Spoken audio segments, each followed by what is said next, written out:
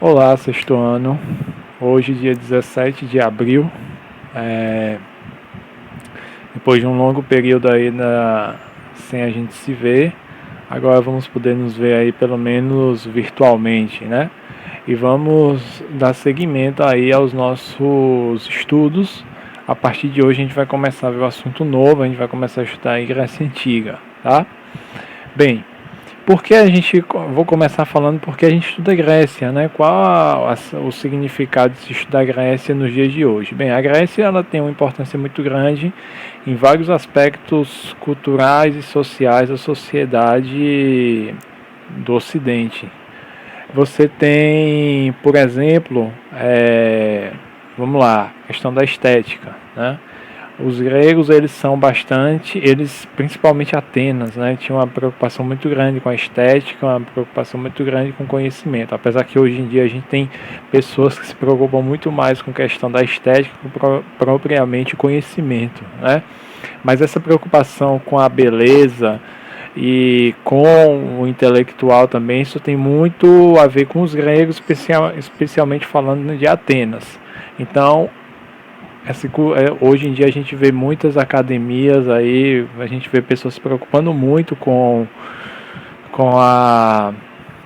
o lado estético, com a beleza, né, as mulheres principalmente. Então isso tem uma origem lá em Atenas, na Grécia. Então percebam a importância da gente estudar um pouquinho para entender um pouco desse contexto. A questão também do esporte. Os gregos eram bastante ligados ao esporte. Por exemplo, as Olimpíadas, que foi desse ano, foi prorrogada para o próximo ano devido a esse problema que a gente está passando. É uma cultura dos gregos. Na verdade, ela tem uma grande diferença do que é feito hoje, né? Os gregos, na verdade, eles faziam essas competições para homenagear os seus deuses, cultuar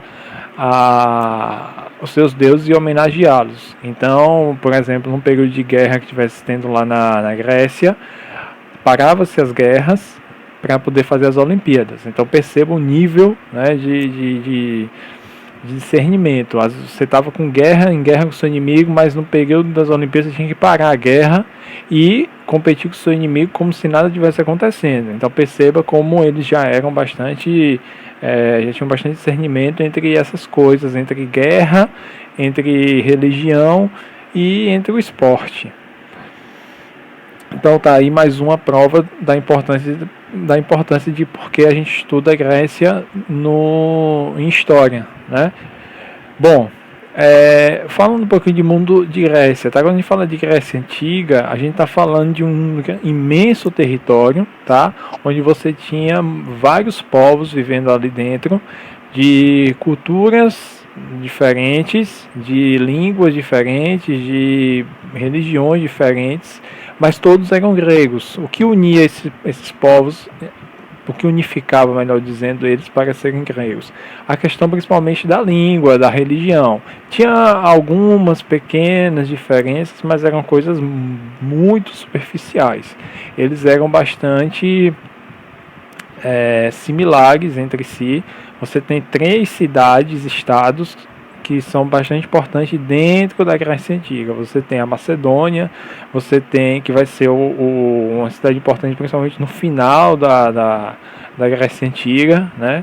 E você tem Esparta e Atenas, que a gente vai falar daqui a pouco. São as 3 principais cidades aí do mundo grego, da Grécia Antiga, tá? Então você tinha várias cidades-estados. Falando em cidades-estados, vale destacar que cidade-estado significava o seguinte: as cidades, elas, apesar de falarem basicamente a mesma língua, cultuar a mesma religião, mas elas tinham leis diferentes, tá? As leis que tinham em Atenas não necessariamente eram as leis que tinha em Esparta e vice-versa, certo? Então por isso cidade-estados, ou como no livro de vocês fala, polis, tá? Bom, a questão da ociosidade. Hoje a gente está vivendo um período onde as pessoas estão ociosas. O que é isso? As pessoas algumas, né, estão sem fazer nada. Isso é o ócio, tá? Que na Grécia Antiga é visto com bons olhos, ao contrário de hoje, que a gente denomina como pessoa preguiçosa, que não quer nada com a vida.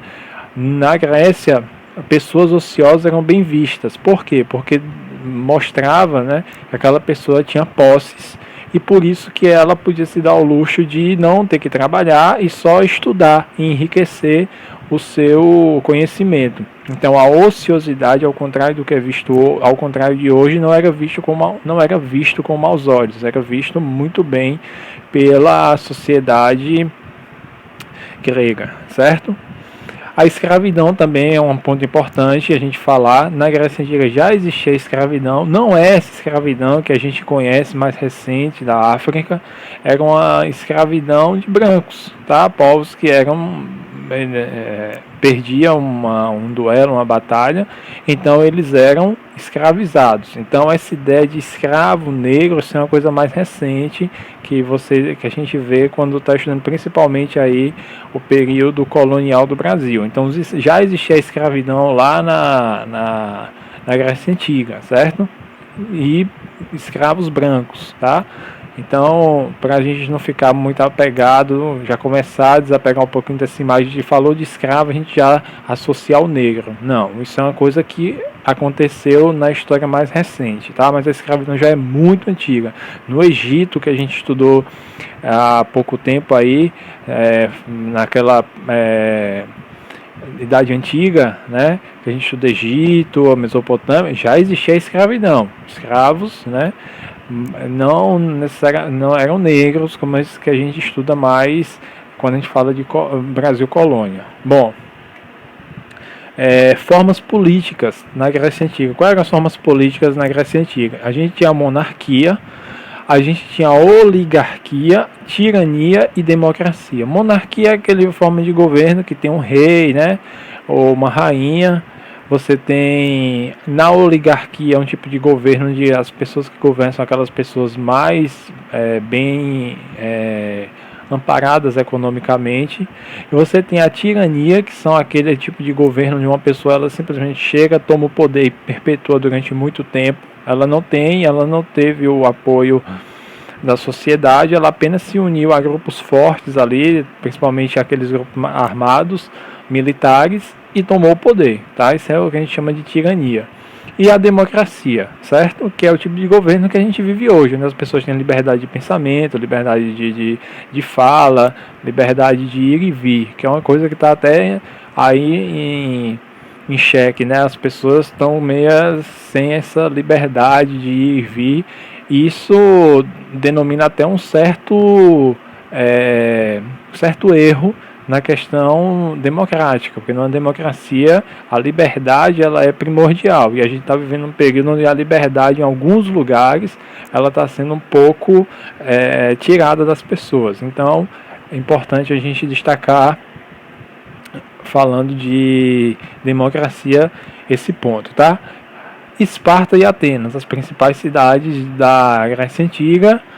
Esparta tinha um governo oligárquico e Atenas um governo democrático. Isso está muito ligado também à questão econômica.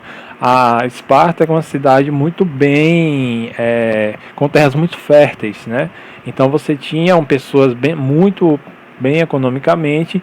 Então, por isso a oligarquia termina sendo o tipo de governo que predomina lá. Em Atenas você tem a democracia. Atenas era uma cidade que tinha sérios problemas de terras férteis, então entende-se que a sociedade precisava pensar mais juntos como ter uma cidade tão evoluída com terras tão inférteis, digamos assim. Então talvez isso seja